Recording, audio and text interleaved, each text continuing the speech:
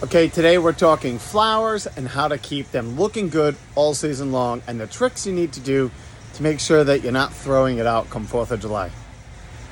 Okay, it is now Memorial Day has just passed, and it's amazing to me how fast the greenhouses start emptying out. But getting the plants in retail ready for them, for us, is always a challenge. So knowing how to rehabilitate a plant so that we don't have to trash it is a criteria for this job. And I want to share some of these tricks because knowing what you get when you're walking through a retail store and you're like, oh, that's beautiful. Then you bring it home and it starts pittering out. And then you get frustrated. And then by summer, when you should really be enjoying it, we start looking at it saying, man, it's starting to look ratty. And what do I need to do to fix it? And the biggest issue was you should have prevented it in the first place. And it goes against what you think may be the answer. And that's typically hacking it back on a regular basis. Okay, so this is an example, a hanging basket. This is what I would refer to as a retail ready basket. I don't see the pots anymore covered in flowers and not seeing dead flowers. But for the challenge for us, but we're packing these things in the retail because we've got to get a big selection into a small space. And quite often, plants can get away from us and start looking like this up top. And if you throw them out in your yard and just let Mother Nature beat on it, that's typically what can happen.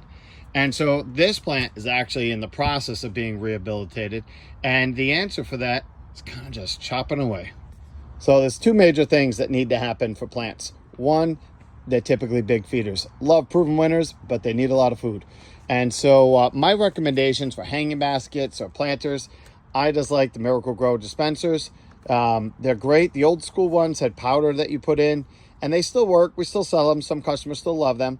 The issue is if you're tilting in the wrong direction, it can come out really strong or really weak. And if you over fertilize, the plants can get fried. It's literally like pouring salt on top of them, and you can just kill the whole plant. The liquid is very similar to what most contractors are using for production because it's very controllable. And so I love these because they've got a nice little pistol grip, and they mix the solution perfectly for you. Proven winners, I find that the instructions many times, every model is a little bit different as far as whose brand you're using. I do go a little bit heavier than normal recommendations for proven winners because the plants are just big, robust, and they're big feeders and they're hungry. But outside of feeding the plants, there's lots of other things that you can use. If you don't like using the Miracle-Gro products, you can put Osmocote or granular fertilizer down inside the pots.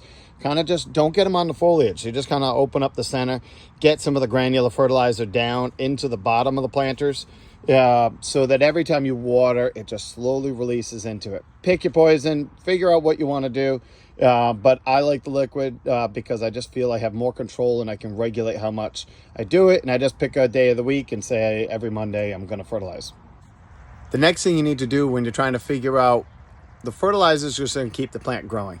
And the next thing is do not overwater or underwater. The key is to try to get your plants right to the point where they're about to wilt and then saturate the soil. You can never overwater at any one point, but you can water too often. So what that means is your soil needs to dry out in between watering.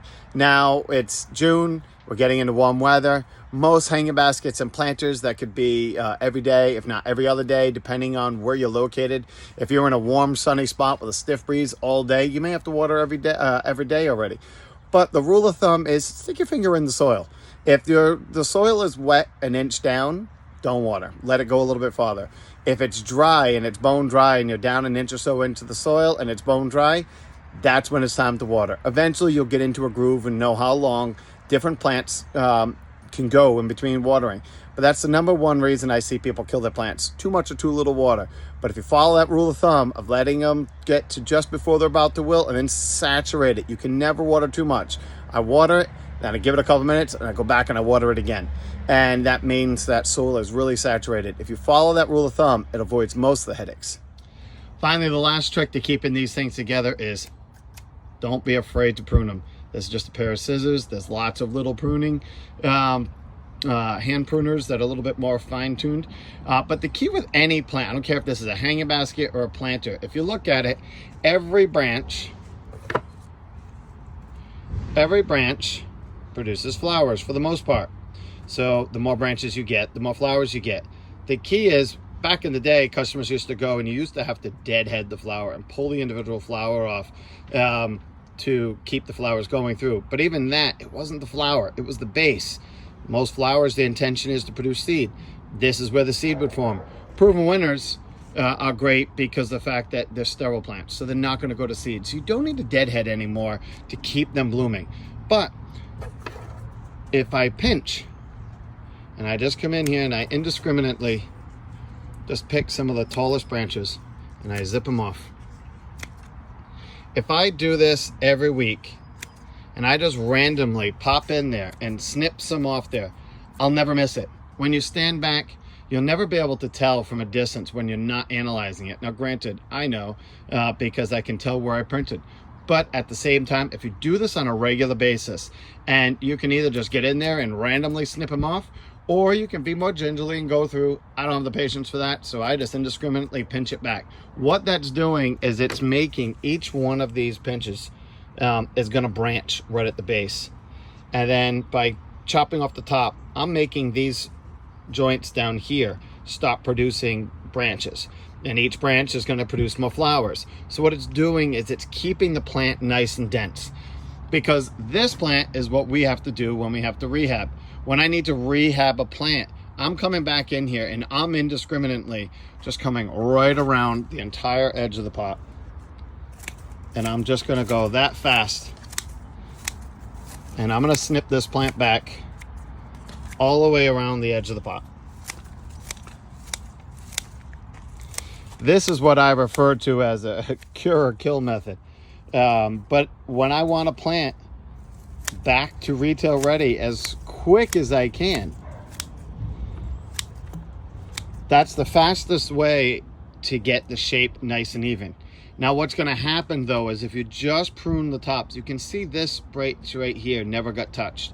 Any of these branches on the top that didn't get touched are now going to, all the energy from the plant is going to go into these branches that already have leaves formed. You can see this doesn't. This has been pinched. It's got little buds on the sides, but there's no real, those are just flower buds, but that got pinched. So it's going to make all these branches down below start to break and make nice and full plants. But these individual plants that already have buds and they already have leaves going through, it's much easier for the plant to just send energy this way. So that's why when you're done going through the sides, you've got to come through the top and snip the top also. You've got to kind of pinch everything, because what I want is I want a nice even plant, nice rounded top, and I want it nice and dense, full in the center. And I don't want to leave the dead branches inside there. But it does not look, this is kind of a last ditch effort on rehabilitating a plant, because all these branches now are just going to break. What we mean break is going to form, each branch that I just cut is going to form 2 or 3 branches. Within 2 weeks time at this time of year, with proper care, this plant will be a nice full planter back like this. But nobody wants to be looking at this out on their porch. So if you do lots of small pinches, you don't have to do this. Okay, I know that was a longer video, but it drives me nuts when I see customers, they have these, put all this effort into growing plants and hanging baskets and make all these beautiful plants, and then 2-3 weeks later, 4th of July kicks in, and next thing you know, I'm walking down the street and I see people's plants just looking sad.